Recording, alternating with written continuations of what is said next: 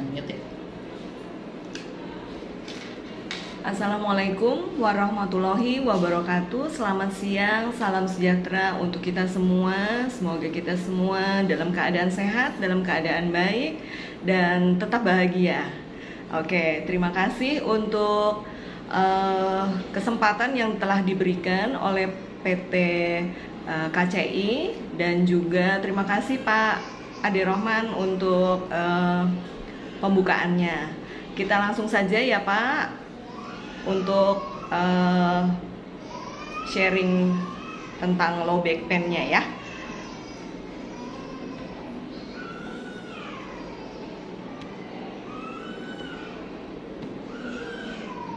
Ya, waktu saya menerima tugas dari Rumah Sakit Mulia, manajer kami mengatakan, "Dok, PT KCI ingin di-sharekan tentang penyakit akibat kerja." Tetapi pada akhirnya ternyata sudah simpulkan akhirnya tentang LBP, karena low back pain itu yang paling banyak ditemukan pada pegawai di PT KCI maupun secara secara nasional maupun di dunia. Memang 80% dari makhluk hidup, yaitu dari manusia terutama pekerja, itu mengalami low back pain atau nyeri punggung bawah ya. Nah, ini CV saya, termasuk saya ini udah jelita ya, jelang 50 tahun ini saudara-saudara. Dulu saya sekolah di SMA 1 Bogor, terus kuliah di Jakarta, kemudian saya melanglang buana juga PTT ada di Banten, kemudian saya ambil PPDS-nya atau sekolah spesialisasinya di Manado. Terus sekarang saya sedang dalam tahap menyelesaikan penelitian. Besok minggu depan saya mau sidang hasil untuk program Magister Manajemen Rumah Sakit saya di Universitas Muhammadiyah Jakarta. Oke, untuk awal kerja itu ada 3 macam, terutama untuk kerja fisik itu ada kerja statik dan kerja dinamik. Nah, kerja statik itu adalah yang bersifat isometrik. Kalau yang dinamik itu bersifat isotonik, jadi terjadi perubahan panjang otot, tetapi tegangan ototnya tetap. Dan yang paling banyak adalah biomekanik, karena gerakan dari otot itu semua dari atas sampai ke bawah, jadi dalam artian berarti dari kepala, leher, tangan, trunkus atau tulang belakang sampai kaki itu menggunakan biomekanik ya. Nah, ini juga yang harus diperhatikan terutama untuk pegawai maupun kebanyakan kita ya, terutama yang ada bertanya ini bagaimana dengan posisi duduknya dokter, bagaimana dengan posisi berdiri. Nah, sikap tubuh dalam bekerja itu mempengaruhi sekali. Jadi waktu duduk itu pembebanan itu terjadi pada kaki. Nah, tapi waktu berdiri itu juga di tulang belakang. Jadi bukan cuma kaki tapi tulang belakang kita. Nah, ini bisa dilihat di gambar ya. Nah, ada posisi yang berdiri di sebelah kiri dan kemudian yang duduk. Nah, kenapa ada gambaran seperti berapa senti? Nah, ini terutama kalau untuk yang kanan, aku gimana cara ini? Nah, ini kalau yang untuk yang ini nih. Nah, mata itu harus sesuai dengan eye level dengan monitor kita. Misalnya pekerjaan kita banyak duduk ya di office dengan komputer, lebih baik matanya itu sejajar dengan layar monitor. Kemudian perhatikan untuk tangannya. Tangan. Nah, ini.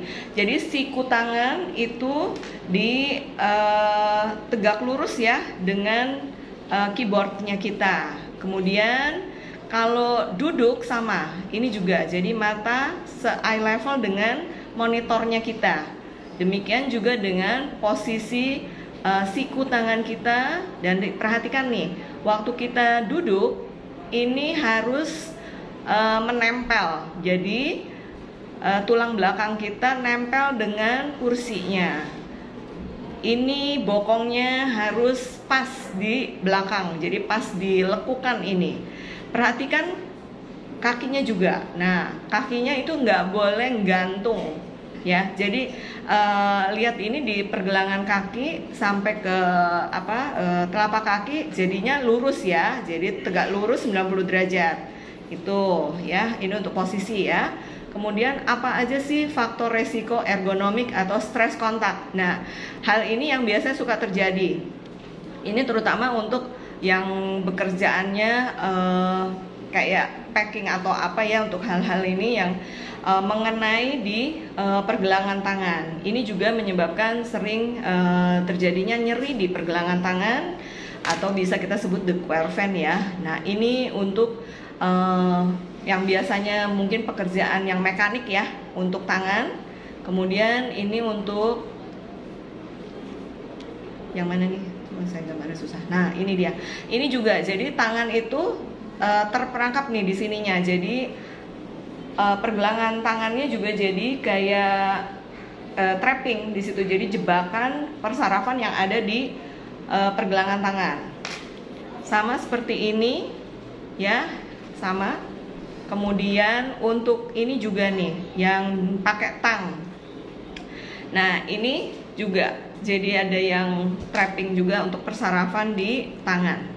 Nah, juga diperhatikan untuk faktor resiko ergonomi, misalnya untuk yang posisi janggal atau yang agak aneh ya. Nah, ini kan kalau kayak gini kan sebetulnya pasti bisa menyebabkan sakit di mana? Bukan cuma sakit di sini, siku, tapi juga nih di leher juga bisa sakit. Kemudian di pinggang juga sakit. Lihat posisinya aneh ya. Nah, ini juga coba lihat. Nah, ini posisi seperti ini juga sangat berbahaya. Untuk apa? Nah, untuk kepala bisa juga kejeduk ya kan, atau di pinggangnya juga, atau di kakinya. Makanya lihat di slide di sampingnya kelihatan jadinya faktor risiko ya kan, jatuhlah dia. Oke, ini faktor yang lain lagi misalnya untuk manual handling. Jadi manual handling itu bagaimana cara kita mengangkat. Nah, ini jelas-jelas salah untuk cara mengangkatnya ya, gambar yang ini. Sama ini juga, tuh. Ya, begitu ya.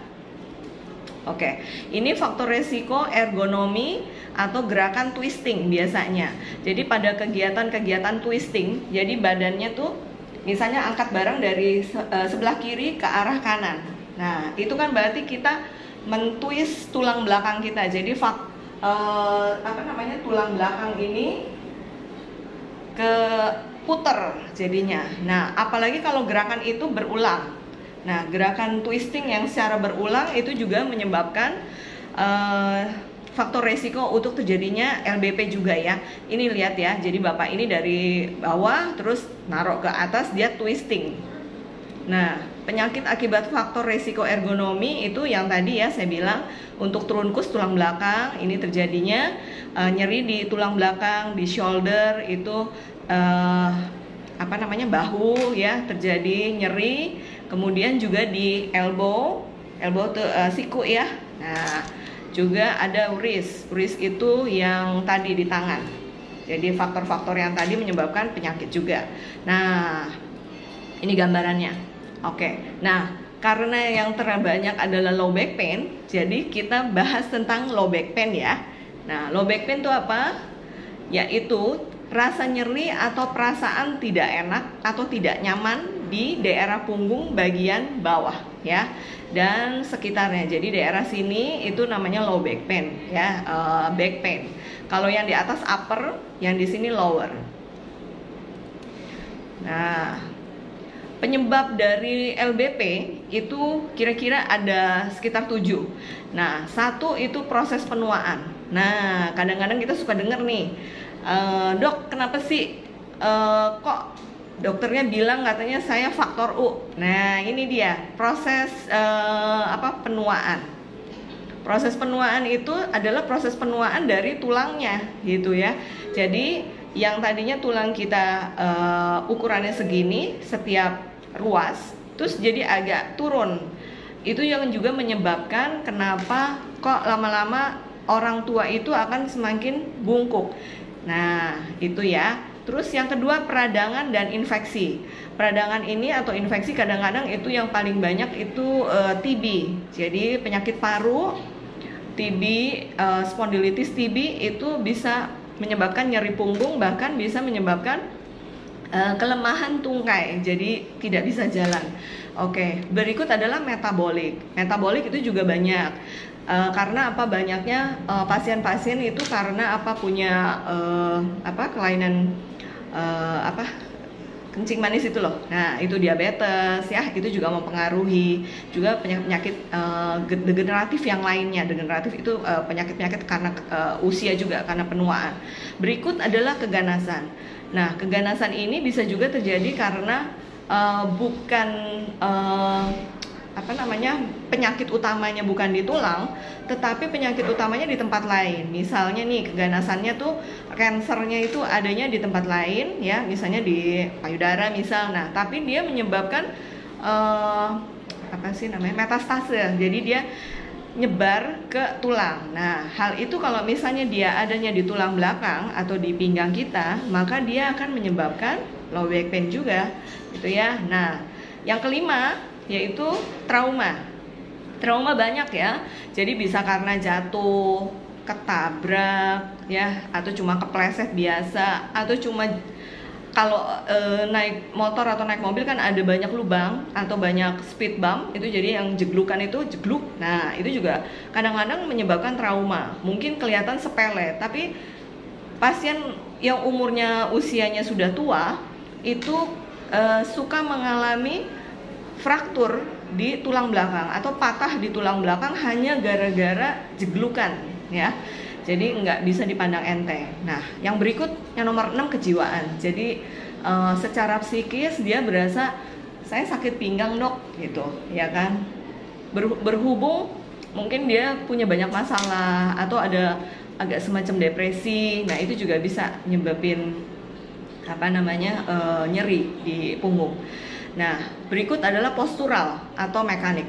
Postural itu dari posisi ya. Jadi posisinya kita misalnya waktu kita duduk, waktu kita tidur, waktu kita berdiri atau jalan. Nah, itu yang mempengaruhi.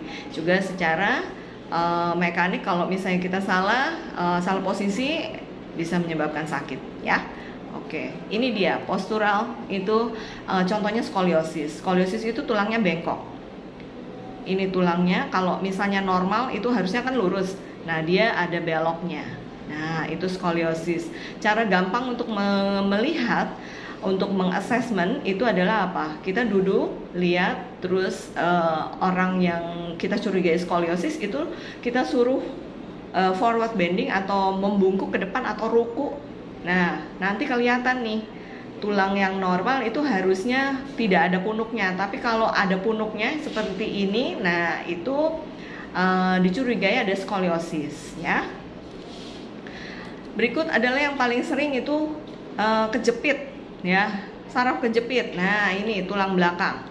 Ini tulang belakang ternyata ada yang kejepit seperti ini ya, ini yang diperbesar. Nah, ini harusnya tidak sampai mencuat seperti ini, harusnya dia adanya di dalam sini, tetapi karena ada jepitan, ada yang sempit jalannya, dia terpaksa keluar seret. Nah, itu yang menyebabkan kenapa adanya nyeri mulai dari ruas tulang belakang yang ini sampai ke bawah. Nah, kalau terjadinya di lumbal atau lumbal tuh di sini ya, nih di tulang belakang di dekat pinggang, maka akan menyebabkan nyeri pinggang. Ini yang tadi saya cerita, infeksi yang paling banyak spondilitis TB. Kenapa? Nah, ini karena Indonesia banyak sekali TB sampai sekarang ya. Mau anak atau mau orang tua tetap TB banyak. Nah, ini proses perbaikannya dengan dioperasi. Biasanya akan kembali bisa jalan. Oke. Stadium dari nyeri pinggang itu ada 3. Jadi ada yang akut, subakut, dan kronik. Kalau akut itu terjadinya nyeri pinggang itu kurang dari 6 minggu. Kalau subakut di tengah ya, jadi dia sudah lewat dari akut antara 6 sampai 12 minggu. Jika lebih dari 12 minggu nyerinya, berarti kita bisa katakan itu kronik, ya. Begitu ya. Oke, ini derajatnya. Jadi kalau tadi stadium ada 3, derajat itu ada 4. Derajat itu ada yang minimal, ada yang ringan dan sedang. Kalau minimal itu keluhannya cuma kadang-kadang dan tidak mengganggu aktivitas kehidupan sehari-hari. Kalau yang kedua yaitu yang nyeri ringan, yaitu nyerinya menetap dan berhubungan dengan posisi tubuh. Yang membungkuk atau yang duduk dan berdiri lama itu bisa menyebabkan nyeri. Yang berikut adalah sedang, nyerinya menetap dan menghambat kegiatan berat atau kegiatan normal yang lama. Yang keempat itu berat, jadi nyeri di pinggang itu sangat berat dan hanya mampu melakukan kegiatan sedikit, ya, minimal. Oke, kita pengen tahu nih, ada apa sih faktor resikonya terjadinya nyeri pinggang? Yaitu yang pertama, misalnya kita narik barang yang berat, ya, benda-benda yang berat atau dorong sesuatu yang berat itu. Terus yang berikut adalah apa? Sering duduk dalam waktu lama. Misalnya kita karena pekerjaan jadi duduk, ya, lama dengan komputer atau apa, ya, atau menggambar misalnya. Dan berikutnya adalah apa? Kalau perempuan dulu nih pakai sepatu dengan hak tinggi. Nah, ya toh. Kalau sekarang sih rada mendingan, semua udah pakai yang taplek atau pakai Skechers gitu ya. Nah, ini berikut yang tadi kita ngomong tentang postur tubuh. Postur tubuh yang salah pada saat kita duduk, pada saat kita berdiri, maupun pada saat kita tidur, itu juga berakibat nyeri pinggang kalau salah, ya. Nah, begitu. Faktor resiko berikutnya apa? Orang yang gemuk, ya, orang gemuk jadi overweight, obesitas, terus juga orang tua yang tadi, ya. Jadi faktor usia, kemudian merokok atau faktor stres itu juga faktor resiko. Nah, tenang. Bila misalnya kita kena sakit pinggang atau nyeri, ya, di pinggang, apa yang harus dilakukan? Pertama, kita proteksi punggung bawah kita. Jadi harus selalu diingat bahwa punggung bawah kita itu harus berada dalam keadaan yang selalu lurus, ya. Jadi gerakan tubuh itu dimulai dari anggota gerak. Anggota gerak itu berarti tangan, kaki, ya, itu anggota gerak. Kalau tulang belakangnya nanti, jadi ngikutin. Jadi harus diingat tulang punggung harus lurus, ya. Ini gambarnya nih.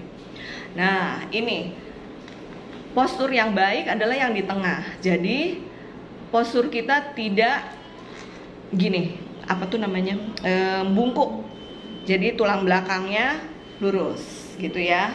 Balance, berdirinya tegak.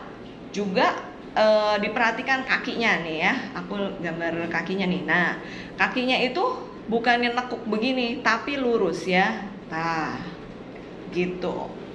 Ini juga tulang belakang yang ini juga ini terlalu apa namanya, forward head itu apa ya, nekuk ke depan, ya. Nah, ini yang tadi weak abdominal muscle. Weak abdominal muscle ini terutama kepada yang bapak-bapak atau ibu-ibu yang agak gemuk, ya. Nah, itu. Oke.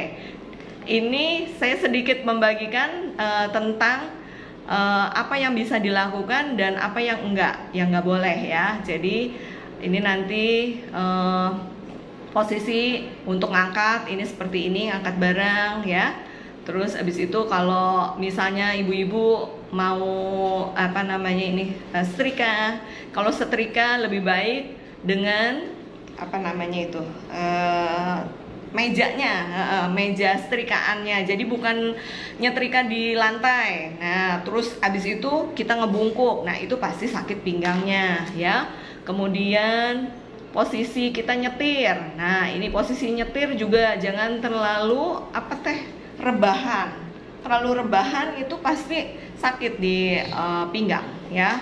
atau terlalu ke depan, itu juga bisa menyebabkan sakit pinggang.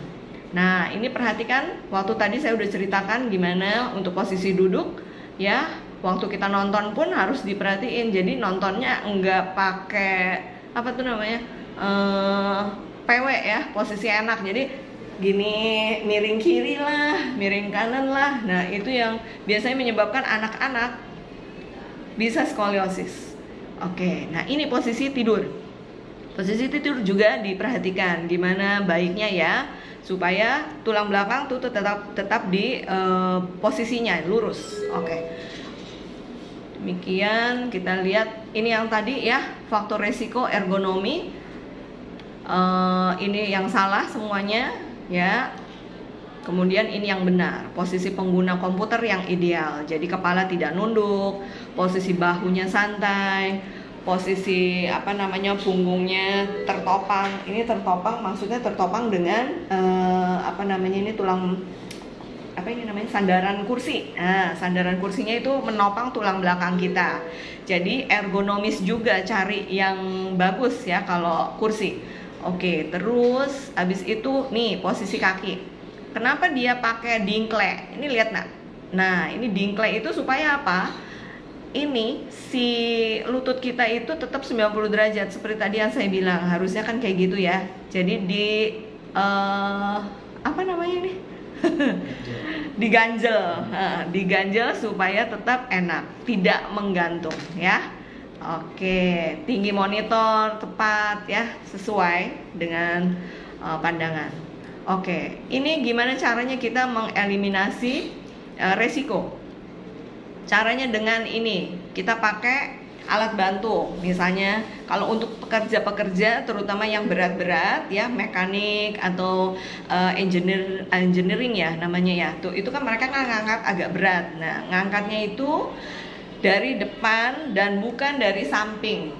Ingat ya, tadi ya kan nggak boleh twisting. Jadi ngambilnya dari depan. Terus kalau misalnya berat sekali harus pakai kayak korset. Jadi misalnya pekerja-pekerja yang memang selalu mengangkat dengan berapa beratnya, misalnya 20 kilo atau berapa, harus pakai korset itu ya, penopang, supporter.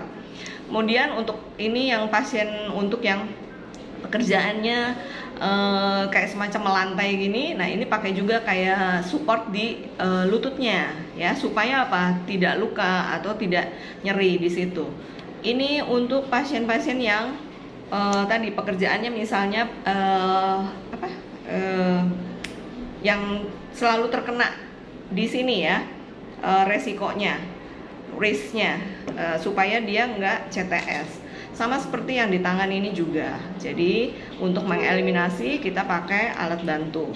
Lalu setelah tadi kita menjaga yang pertama tadi ya, yang kedua adalah jangan berada pada posisi yang sama dalam waktu yang lama ya. Jadi misalnya kalau kita kerja ada waktu jedanya untuk kita stretching atau untuk kita istirahat sebentar ya, supaya apa, tidak nyeri pinggang. Kemudian yang nomor 3, hindari stres dan kecemasan berlebihan dan kelelahan. Nah ini bagus ini, karena apa, setiap orang perlu healing ya kan. Setuju dokter. Apalagi yang harus dilakukan jika LBP? Yang keempat, kita bisa konsultasi ke dokter rehabilitasi medik, ke dokter Yeni ya, jangan lupa. Terus yang berikut ini untuk yang badannya agak overweight ya, perbaiki nutrisi. Jadi hindari berat badan berlebihan. Kan apa, berat badan berlebihan seperti tadi, perutnya besar di depan, jadi kan otot perutnya itu weak apa ya, lemah. Jadinya makanya menyebabkan tulang punggungnya juga berakibat nyeri ya. Kemudian berikutnya, jangan melakukan olahraga yang berat, terlalu berat ya. Misalnya disesuaikan dengan umur. Kalau misalnya kita umurnya udah 50-an, ya udah sih nggak usah juga hiking misalnya. Terus abis itu ikut apa tuh namanya, yang bungee jumping lah, apalah begitu, pokoknya yang berat-berat ya, jangan juga. Oke? Jadi kita sesuaikan kalau mau olahraga. Nah, Berikut penata laksanaan. Penata laksanaan ini ada medikamentosa, yaitu obat-obatan, rehabilitasi medik ya di tempat kami. Kemudian alat bantu yaitu ortotik prostetik, itu korset dan splint dan lain-lain. Kemudian demikian juga ada terapi secara psikologi ya. Kemudian edukasi ya toh. Nah, ini semacam modalitas yang ada di tempat kami. Itu ada TENS ya untuk mengurangi nyeri. Kemudian ada microwave diatermi, jadi ada semacam kayak pemanasan atau warm gitu ya. Kemudian ada infrared, ada ultrasound diatermi yang bisa dipakai. Nah, ini juga ada cervical and lumbar traction. Jadi untuk mengurangi nyeri itu kita ada alat seperti ini ya. Gak usah takut, semuanya udah diperhitungkan sesuai dengan berat badan. Aman. Oke, bagaimana dengan prognosisnya? Kalau misalnya kita nyeri pinggangnya itu masih akut, tadi ya kurang dari 6 minggu, itu cukup baik. Biasanya 60% penderita LBP akut itu akan kembali ke fungsi semula dalam 1 bulan. Jadi misalnya mau terapi pun paling 6 kali atau sampai 8 kali udah selesai gitu. Terus sudah dia nggak bakal kembali lagi karena sembuh ya.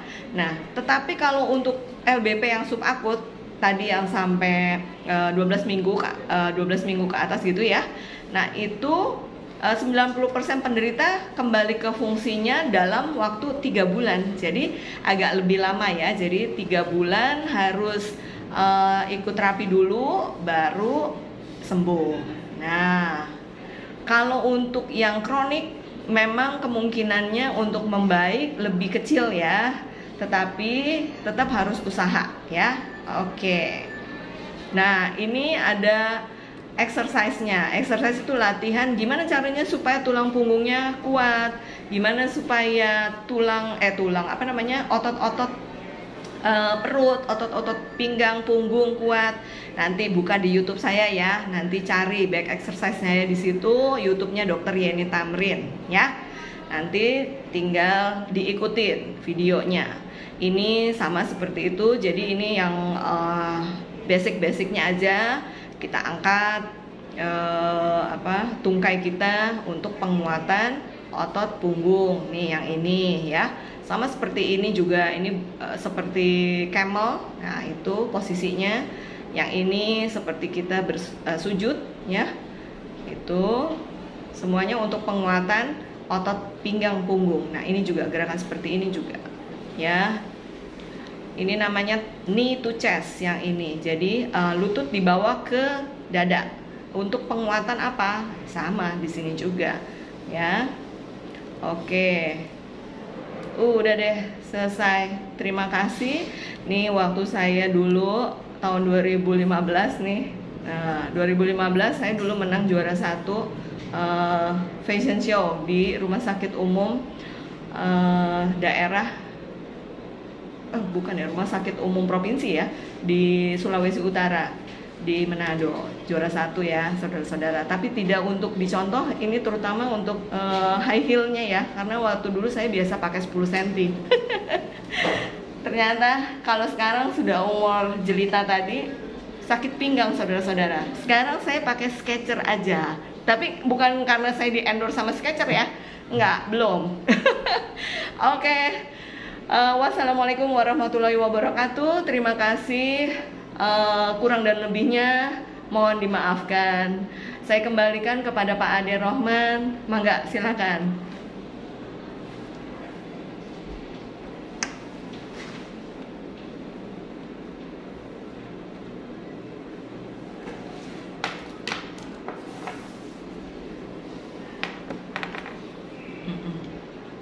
Apa tuh?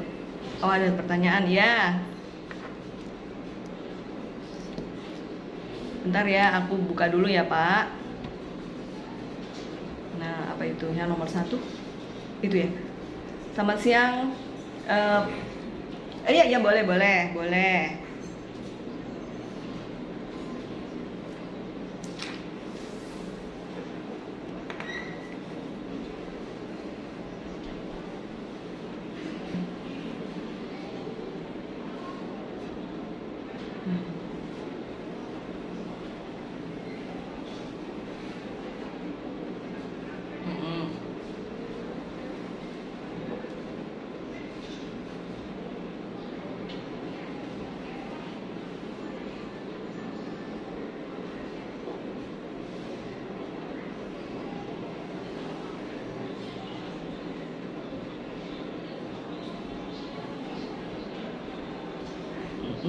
Saya langsung jawab, Pak Ade. Saya langsung jawab. Oke. Terima kasih untuk Bu Purwajuwita. Ya, betul ya. Ibu, ini mungkin maksudnya Ibu yang tadi benjolan tadi itu HAM atau lemak, Bu. Kadang-kadang kalau misalnya tadi yang seperti saya bilang, kalau misalnya kita suruh dia pasien saya untuk ruku, itu kan kelihatan nih tulang belakang itu antara kanan dan kiri itu sama, simetris, atau ada yang lebih tinggi. Nah, itu bukan, Bu, atau cuma kayak semacam gumpalan lemak di pinggangnya. Nah, itu beda. Jadi kalau misalnya yang skoliosis tadi, yang skoliosis itu yang tadi ini ya, Bu. Jadi kalau kita ruku ada satu yang lebih tinggi, kayak ada punuknya, itu harus di ronsen dulu, Bu, supaya kita tahu betulkah ada skoliosis atau tulangnya bengkok. Nah, kalau untuk yang benjolan tadi, kemungkinan kalau misalnya dia tiduran terus abis itu istirahat udah hilang itu benjolan, mungkin itu lemak, itu bisa juga. Atau otot yang kayak meringkel itu, otot yang kaku atau kayak menggumpal. Nah, itu juga bisa gitu, Ibu. Tapi bukan saraf kejepit. Karena apa? Untuk diagnosa saraf kejepit atau HNP itu kita perlu diagnosis pastinya dengan ronsen minimal atau MRI gitu, Ibu. Demikian.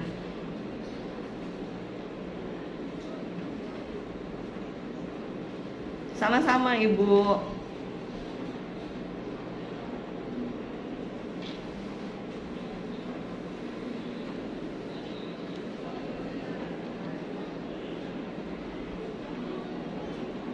Iya, Pak.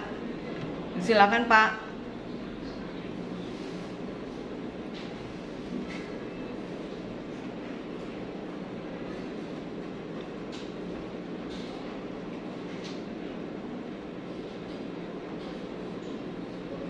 Si bapaknya nanya apa ya?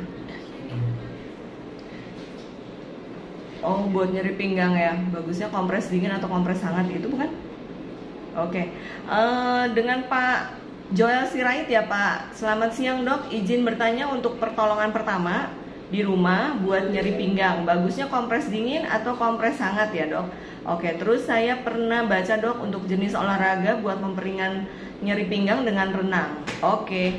Pak, betul. Jadi kalau misalnya untuk pertolongan pertama kita bisa kompres dingin maupun kompres hangat. Tapi ingat, kalau misalnya kompres yang dingin itu adalah untuk fase akut, jadi yang kurang dari 6 minggu itu boleh dilakukan dengan kompres dingin ya.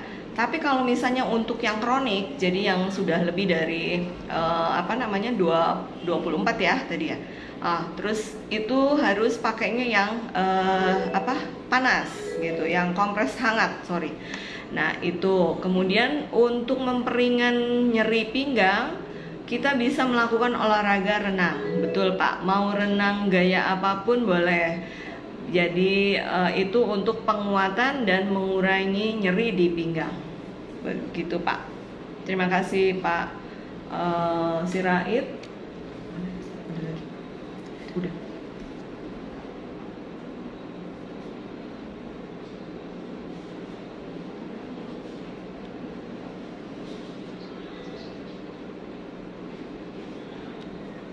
Iya, Pak. Sama-sama, Pak.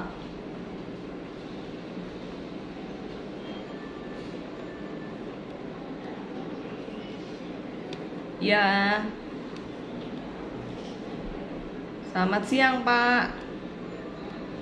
Oh iya, Pak, silakan.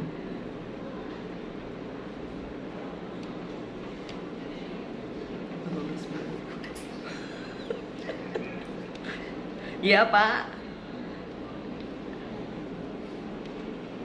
Ya. Balikin. Gimana, Pak?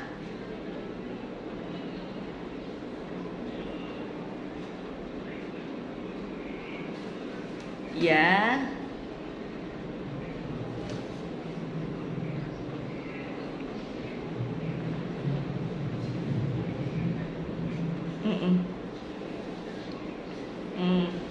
Mm-mm.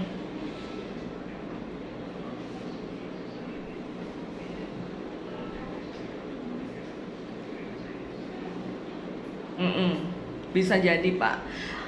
Pertama saya tanya dulu Pak Yasir, pekerjaannya apa Pak?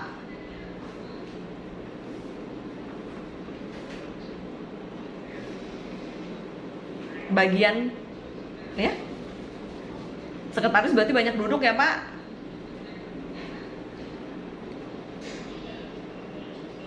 Oh banyak jalan juga. Oh oke. Ininya apa Pak? Ada jatuh nggak atau ada banyak apa ya, hobinya? Hobinya apa Bapak? Ada bulu tangkis atau apa gitu? Nggak ada ya, normally aja ya berarti ya. Oke, nah bisa jadi karena di skoliosisnya kalau gitu. Kalau misalnya Bapak ngomong tadi ada sesuatu di ligamen, itu kan mungkin karena yang tadi saya bilang faktor pekerjaan. Misalnya Bapak banyak ngangkat berat, terus salah posisi, atau hobi misalnya Bapak eh, badminton kah atau bela diri atau apa, itu pasti berpengaruh untuk punggungnya. Tapi kalau pada saat ini karena Bapak ada skoliosis, kemungkinan karena skoliosisnya yang menyebabkan Bapak nyeri di pinggang gitu. Nanti Bapak boleh ini dulu Pak, skoliosisnya berapa derajat misalnya? Bapak tadi bilang ringan 10 atau kurang?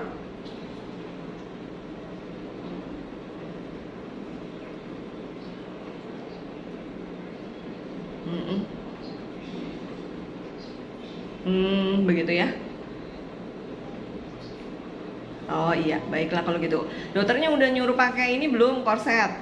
Korset itu yang alat penopang yang untuk pinggang?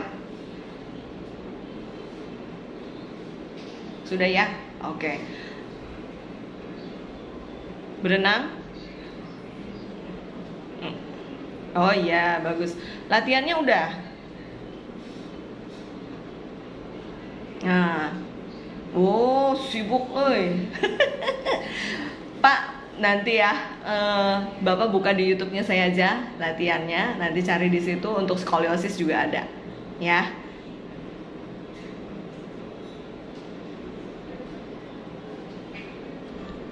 Ah, ah.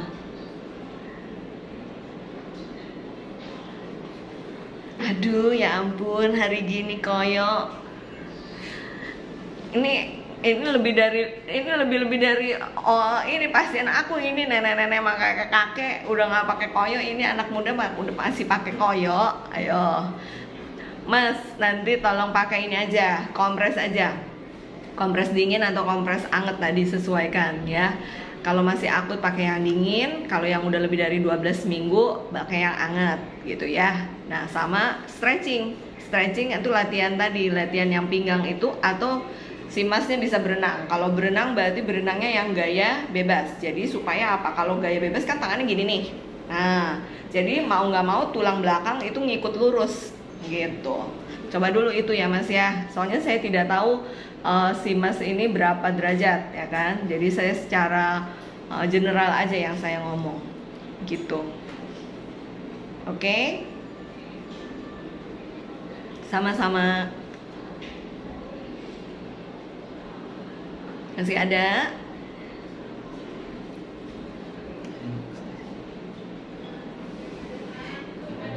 Oh iya, selamat siang. Saya mau bertanya dari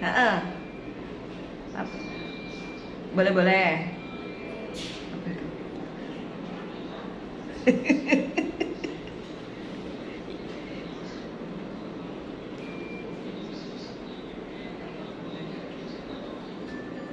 Ya, oke Pak. Terima kasih Pak Roni.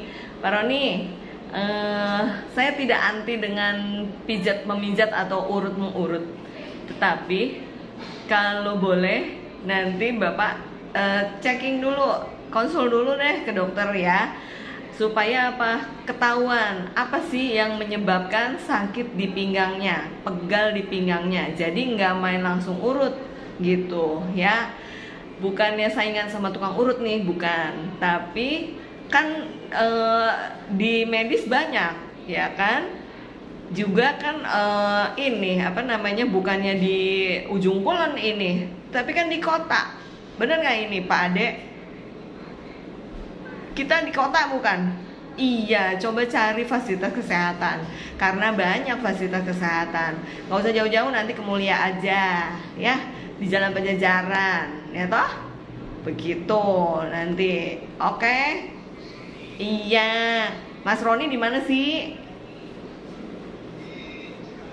Aduh, jauh banget di Cikarang. Ya udah, kalau gitu deket-deket situ aja. Cari nanti dokter di situ ada. Masa nggak ada di situ?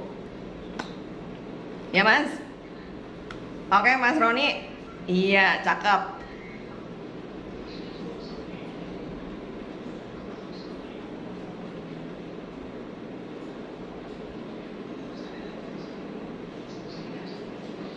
Ya, siap.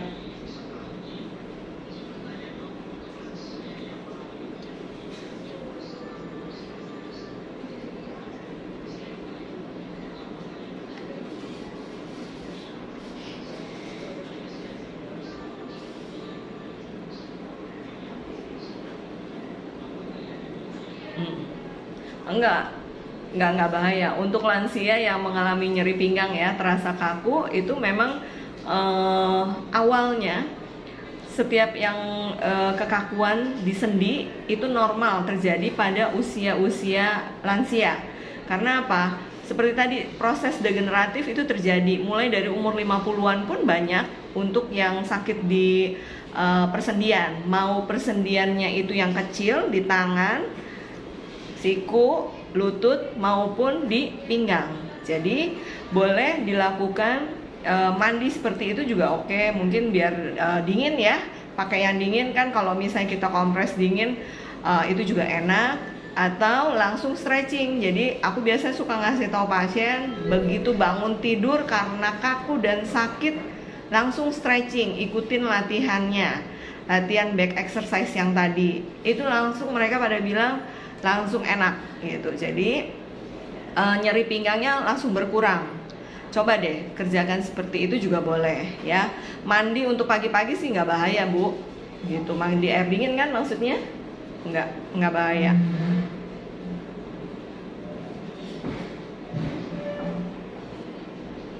Iya, terima kasih Ibu untuk pertanyaan.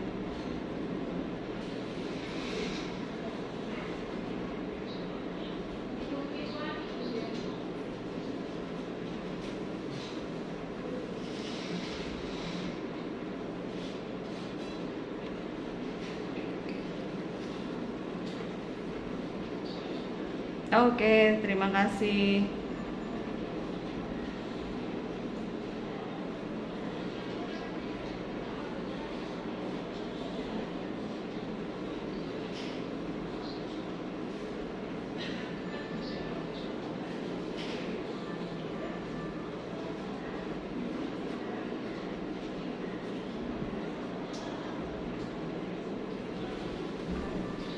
Oh iya, baik.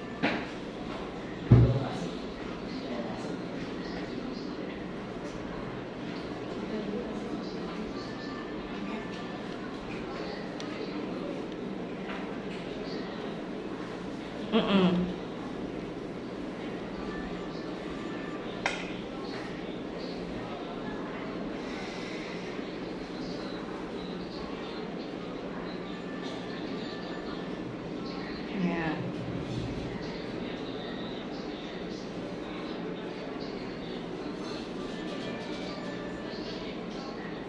Tuh.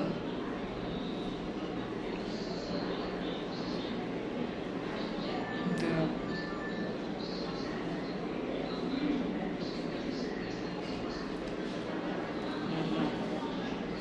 Iya, betul Pak Ade. Ya.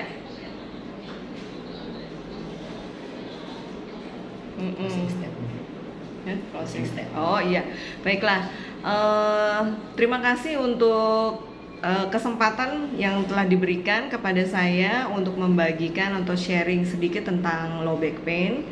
Nah, pesan saya untuk Bapak dan Ibu di rumah, mari kita perhatikan mulai sekarang posisi kerja kita seperti apa, ya kan? posisi kita di kantor maupun di rumah maupun pada saat kita berkendaraan, ya kan.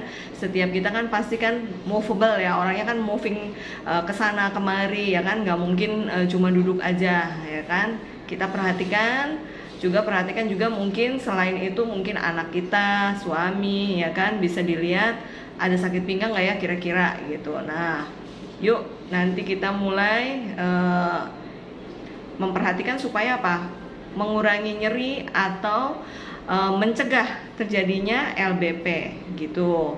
Dan kalau misalnya memang terjadi nyeri di pinggang, mangga silakan untuk konsultasi ke dokter spesialis rehabilitasi medik yang terdekat, ataupun mau pergi ke Rumah Sakit Mulia juga boleh. Nanti saya ada praktek di situ Selasa, Kamis, Sabtu. Mangga silakan datang. Kalau tidak sempat, buka aja di YouTube saya, nanti di situ ada penjelasannya juga tentang LBP, tentang sakit yang lain ya, skoliosis, tentang nyeri leher, lutut dan lain-lain. Mangga silakan cari ntar nama saya Dr. Yeni Tamrin.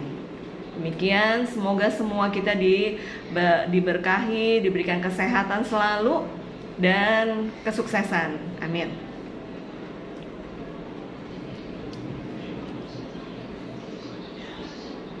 Oh iya, foto.